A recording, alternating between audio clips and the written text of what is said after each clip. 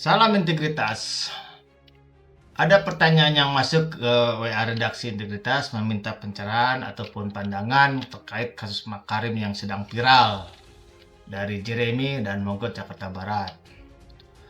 Oke, kasus Nadiem Makarim memang menuai pro dan kontra berkaitan dengan dugaan korupsi pengadaan laptop Chromebook yang dilaksanakan di Kemendikbud-Ristek pada periode 2020-2022. Ya, mungkin para pemirsa, inti kasusnya kejaksaan menuduh ada pengadaan laptop berbasis Chrome OS yang dianggap merugikan negara. Jaksa menilai pengadaan diarahkan agar menguntungkan ekosistem Google atau Chromebook dan nilai kerugiannya triliunan, sangat besar. Nah, tentunya bagi yang mendukung agar proses hukum ini dilanjutkan terkait prosesnya Pak Nadiem Makarim, mereka tuh berpendapat bahwa pengadaan Chromebook dianggap tidak cocok karena banyak daerah yang internetnya terbatas. Yang kedua, adanya pengkondisian tender dan konflik kepentingan ini yang cukup nampak, yang sering dibahas. Ya, tentu yang ketiga, karena ini melibatkan anggaran pendidikan besar, ini harus dilakukan secara transparan prosesnya. Bahkan minggu yang lalu, jaksa telah menuntut Pak Nadiem dengan hukuman 18 tuntutan sekitar 18 tahun penjara, denda, dan serta uang pengganti 5,6 triliun. Pihak penegak hukum penting agar pejabat publik tetap akuntabel. Namun di sisi lain yang meragukan kasusnya Pak Nadiem menganggap dan berargumen bahwa digitalisasi pendidikan saat pandemi memang mendesak. Yang kedua, Chromebook dipilih karena biaya dan integrasi sistem pendidikan digital saat itu.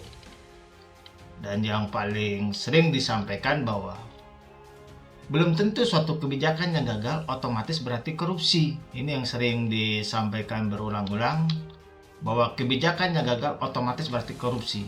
Padahal belum tentu, katanya, kebijakan yang gagal otomatis korupsi. Sebagian juga menilai tuntutan 18 tahun terlalu berat. Kasus ini terlalu bercampur urusan politik dan kriminalisasi kebijakan publik.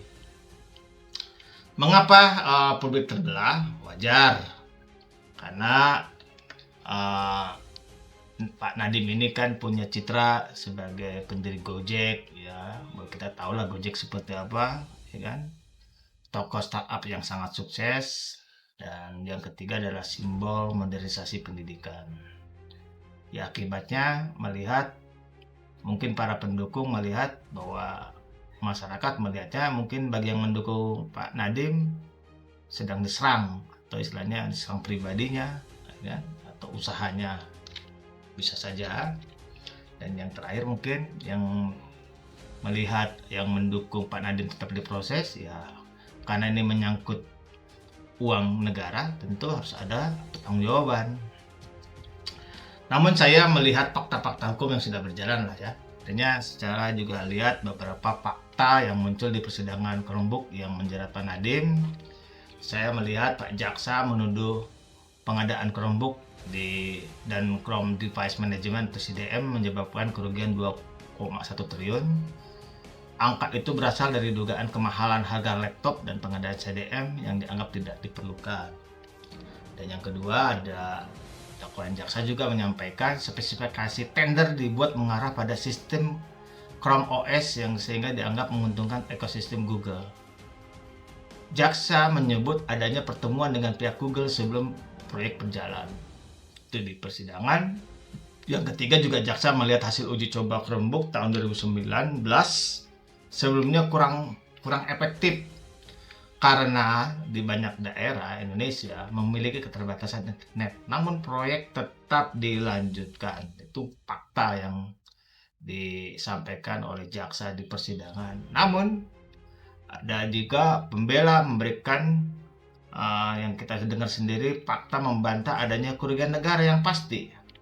Saksi ahli dan yang didatangkan oleh Pak Nadiem mempertanyakan metode audit BPKP karena harga Chromebook disebut tidak dibandingkan dengan harga pasar secara tepat. Pak Nadiem juga menyatakan angka kerugian negara 2 triliun merupakan hasil rekayasa yang karena menurutnya perhitungan editor bersifat asumtif. Di sisi lain, jaksa menilai proyek dilakukan secara sistematis. Hal yang dihadirkan jaksa menyebutkan perencanaan proyek tidak berdasarkan kebutuhan nyata sekolah dan kerugian bersifat total loss. Dalam perkembangan lain, beberapa pihak proyek Chromebook sudah divonis bersalah, termasuk konsultan Ibrahim atau IBAM yang dijatuhi hukuman penjara oleh Pengadilan Tipikor. Jadi, saya berkesimpulan kasus hukum Nadiem Makarim wajar menimbulkan perdebatan karena inti perdebatannya adalah apakah ini murni korupsi atau kegagalan kebijakan yang kemudian dipidanakan. Karena kasus Makarim sudah disidangkan di Pengadilan Tipikor, ya kita berharap pada majelis hakimlah yang menjadi satu-satunya wadah atau otoritas. Apakah perbuatan Pak Nadiem Makarim ini bersalah atau tidak? Kita tunggu saja. Salam integritas.